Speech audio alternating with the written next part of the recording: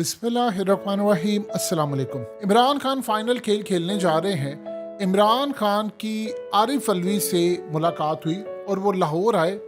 ये 2 दफ़ा मुलाकात हुई और इस मुलाकात में इमरान खान ने आरिफ अलवी को कहा, 2 पैगाम दिए। देखिए, आरिफ अलवी हालिया जो मुज़ाकरात करवाने में भी किरदार अदा करते रहे, लेकिन अब इमरान खान ने उनको बात कही है जो बड़ी अहम है।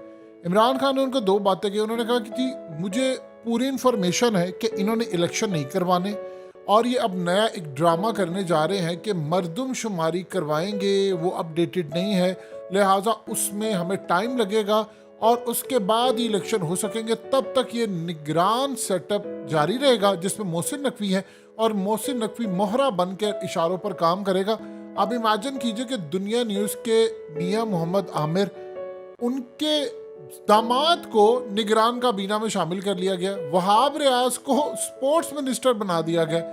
यानी जिनका कुछ तुक नहीं था, अब हर बंदा जो परले दर्जे का सिफारशी है, ये सारे काबीना में आना शुरू हो गए हैं।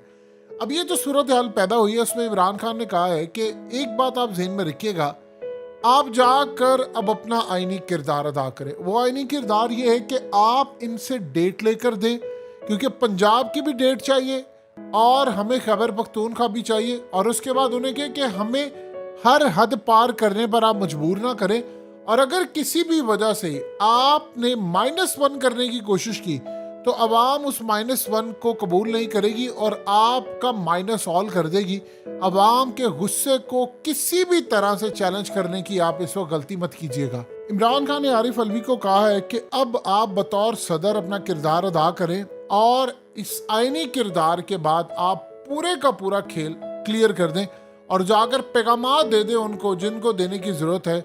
उन्होंने कहा कि हर सूरत आपने मुल्क में अगर अनारकी पैदा करनी है, इसके बाद अगर मुल्क हम सबके हाथ से निकल गया तो जिम्मेदार आप होंगे। लिहाजा इस सूरत हाल में हम किसी भी सूरत पीछे नहीं हटेंगे। अवाम का गुस्सा लावा फटने को तैयार है। -1 बंद कमरों में फैसला करने वालों को -all अवाम कर देगी। अब असल में सूरत हाल जो पैदा हुई है, उसमें सदर को क्लियरली कह दिया गया है कि जो कुछ उनके पास ऑप्शंस हैं वो करें। आप देखिए कि इस वक्त सूरत हाल आपकी कहाँ पर है कि आपके जो ज़खायर हैं वो 3 अरब 67 करोड़ के बाकी रह गए हैं। यानी आप इमेजिन कीजिए कि 4 अरब डॉलर से आपका मुल्क नीचे बिल्कुल आ गया है। इसके बाद आपके मुल्क में बाकी बचा क्या है, इसका आप अंदाज़ा इस बात से लगा सकते हैं कि सिर्फ कंटेनर जो खड़े हुए हैं बाहर, 9000 कंटेनर्स खड़े हैं जिनको आपने क्लियर करना है, वरना आपके पास ना प्याज आएगा, ना टमाटर आएगा, ना कोई और मामला आएगा। और उसके बाद ये अभी 265 रुपए तक का डॉलर हो गया ओपन मार्केट के अंदर, और अब तो ऑफिशियली भी 255 तक का पहुंच गया है। तो आप ये सोचिए कि इसके बाद ये 300 साढ़े 300, श्रीलंका जब डिफॉल्ट हुआ तो 225 रुपए का था डॉलर, और उसके बाद जब डिफॉल्ट होने के बाद वो 325 पर पहुंच गया। शर्म नहीं आती इनको। असल में पहले जो प्लान था श्रीलंका डिफॉल्ट होगा, बाद में ये स्क्रिप्ट जो चल रहा है, इमरान खान को ये बात बड़ी अच्छी तरह पता है कि जानबूझकर डॉलर्स रोके जा रहे हैं, जानबूझकर ये सारे का सारा काम हो रहा है। और पूरी तरह आप ज़हन में रखिएगा। देखिए, इस वक्त सूरत हाल ये है कि मिफ्ता इस्माइल ने क्या बात की। उन्होंने कहा है कि जी, मरियम नवाज मुझसे खुश नहीं थी, नवाज शरीफ खुश नहीं था। उन्होंने कहा ये सारे के सारे बर्बादी के जिम्मेदार है इसहाक डार। इसको बड़ी प्लानिंग के साथ लेकर आया गया और लाकर मुल्क की मईशत का जनाजा निकाला गया, बर्बादी की गई, और फिर ये सूरत हाल आगे तबाही की तरफ लेकर आए। तो पूछे कौन लेकर आए इसको। अब आप सोचिए, मिफ्ता इस्माइल कोशिश ये कर रहे हैं कि वो जितने बागी लोग हैं, चाहे वो मुस्तफ़ा नवाज खोकर है, रजा रब्बानी टाइप, ये वो इन सबको कोशिश करें एक जानिब लेकर आए और कोई एक पार्टी बनाने की कोशिश करें या प्रेशर ग्रुप बनाने की कोशिश करें। देखिए, इस वक्त लोगों को अंदाजा नहीं हो पा रहा। आपने IMF के सामने जो सरेंडर किया, वो इमरान खान बात बिल्कुल ठीक कह रही है। अवाम का गुस्सा अगर निकल गया किसी जगह पर, आप उसका अंदाजा नहीं लगा सकते। ये -1 करने के चक्करों में है। किसी के पास ये सारी कौम -all हो जाएगी, सारे इदारे -all ना कहीं हो जाए, क्योंकि जब बैंकरप्ट हो जाएगा आप, मुल्क आपका डिफॉल्ट कर जाएगा, तो इसका सबसे ज्यादा मसला ये होगा कि उसके बाद आपको कोई पैसा नहीं देगा और सारे आपको एक ही बात करेंगे कि आप अपनी सबसे पहले तो फौज का साइज कम करें, फौज को आप कम करें, फिर उसके बाद आप बाकी मामला में। देखिए, एक चीज ध्यान में रखिएगा, अगर आप डिफॉल्ट कर जाते हैं उससे पहले की जो सूरत हाल है, तो आपके पास क्या चीजें खरीदने के लिए डॉलर्स, आपके पास कुछ नहीं है, पैसा आपके पास नहीं है, आप ना तो किसी तरह से ऑयल खरीद सकते हैं, ये तमाम चीजें वहां पर पड़ी और -1 यहां पर करने की आपकी तैयारी है। अभी तक पीछे बैठकर खेल खेलना, वो इमरान खान को निकालना, वो डोरियां हिलाना, वो फलाना काम कर देना, यकीन कीजिए मामला इससे आगे बिल्कुल भी नहीं गया। इन्होंने अभी तक फैसला यही रखा है कि जी हमने नहीं सुधरना, और इसी चक्कर में इमरान खान ने असल में जो पैगाम दिया है कि बातचीत कहीं ना कहीं आरिफ अलवी से होती है, तो पैगाम दे दें कि -1 की आप अगर गलती करेंगे तो ये बड़े भयानक नतीजे आपको भुगतना पड़ेंगे। देखिए परवेज इलाही की ऑडियो लीक की गई है, वो किस लिए? क्योंकि फवाद चौधरी को बेइज्जत करना है। आप ये देखिए कि चीफ जस्टिस का मामला, लोग उनको डिमांड करें कि आप दरखास्त करें, क्या बना अरशद शरीफ का?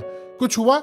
ये सागडार ने कहा था कि मैं 200 रुपए से नीचे डॉलर लेकर आऊंगा, हमें कहा गया था प्रेस कॉन्फ्रेंस कर करके, वो जी हुकूमत आई है तो देखे ना स्टॉक मार्केट कैसे ऊपर गई है, देखे ना डॉलर कैसे नीचे आया है। अब बताइए, आप 255 का आपने ऑफिशियली कर दिया है, 265 ऊपर मार्केट में है, आपको वो कह रहे हैं कि बिजली महंगी करनी है, आपको वो कह रहे हैं सारी सूरत हाल खराब करनी है, आप कहां पर खड़े होंगे? अब बताएं तो सही कौम को कि आप कहां पर खड़े होंगे, कैसे मामला चलेगा? लेकिन किसी के पास इस बात का जवाब नहीं है। सो इमरान खान को माइनस करने की पूरी तैयारी है। देखिए शेख रशीद आज बार बार कह रहे हैं कि उनको जहर दिया जा सकता है। यहां तक मामला है कि शेख रशीद की भी गिरफ्तारी अब कार्ड्स पर आ चुकी है। जब गिरफ्तारियां इस लेवल पर हो रही हैं, मामला खराब हो रहे हैं, फिर ये कहते हैं जी वो हमें, आप ये ना कि वो पंजाब का मोहसिन नकवी कहता है वो जी मैं तो बड़ा न्यूट्रल हूँ, वो जी मैं फलाना हूँ, मैं टमकाना हूँ। अब आप सोच लें कि इस मकसद में इमरान खान ने कहा था बाजवा को कि मैं इन चोरों का एहतसाब करना चाहता हूँ, लूटा पैसा लेकर जाना चाहता हूँ, और इनसे लूटा पैसा लेकर मैं खजाने में लेकर जाऊंगा, अवाम के पास लेकर जाऊंगा, उनके प्रोजेक्ट्स में लेकर जाऊंगा, फिर सारे का सारा मामला होगा। तो इस सूरत हाल में आप बताइए कि आपके पास तो कुछ है ही नहीं, बाकी नहीं बचा। अगर डॉलर्स आ जाते, इनसे लूटा हुआ जो इमरान खान ने प्लान किया था, तो उसके बाद आप जानते हैं कि क्या सूरत हाल होती। आपका डॉलर हो सकता है 100 पर आ जाता, आप चलते। आप बताएं, हम जाकर कहते हैं यूएई को भाई तुम इन्वेस्ट कर दो, हम सऊदी अरब को कहते हैं, चाइना को कहते हैं, भाई क्यों करेगा कोई इन्वेस्ट? आप बताइए तो सही, वो क्यों करेंगे? आपके पास पैसे हो, आप किसी ऐसे प्रोजेक्ट में पैसा लगाएंगे जो जमीन बोस हो रहा, वहां पहले ही प्रोजेक्ट सारे बंद हो रहे हो, या आप किसी ऐसी जगह पर जाकर प्लॉट लेंगे कि जहां पर पता चले जी लोगों के प्लाटों पर कब्जा हो रहा है, सोसाइटी तबाह हो रही है, वहां पर लोगों के पैसे डूब रहे हैं। जब आप जाकर एक आम बंदा किसी गलत जगह के ऊपर किसी भी तरह से कोई चीज रिलीज नहीं करता, कोई वहां पर पैसा इन्वेस्ट नहीं करता, तो आप ये बताएं कि फिर उसके बाद ये बड़े बड़े जो ममालिक हैं, ये क्यों आपके मुल्क में अरबों डॉलर्स लगाएंगे? वो वहां पर लगाएंगे कि जहां पर उनको फायदा होगा और असर और रसूख बेहतर होगा। सऊदी अरब ने आपको कहा है कि भाई साहब आपने बेहतरीन अंदाज में स्टेबिलिटी लेकर आनी है, आपने उनकी बात को इग्नोर किया, फिर आप कहते हैं सऊदी अरब पैसे देगा। मोहम्मद बिन सलमान फोकस करते हैं बिजनेस पर। आप यकीन कीजिए, अगर आपके मुल्क में स्टेबिलिटी होती और आपके मुल्क में डोरियां हिलाने वाला काम ना होता, आप यकीन करें कि मोहम्मद बिन सलमान 200 अरब डॉलर तक भी इन्वेस्ट कर देते। वो वैसे ही चाहते थे कि पाकिस्तान में इन्वेस्टमेंट हो, लेकिन इस तरह इन्वेस्टमेंट वो कैसे कर सकते हैं जब अपने मुल्क छोड़कर जा रहे हैं? तो कोई खाक इन्वेस्ट करेगा आपके मुल्क में?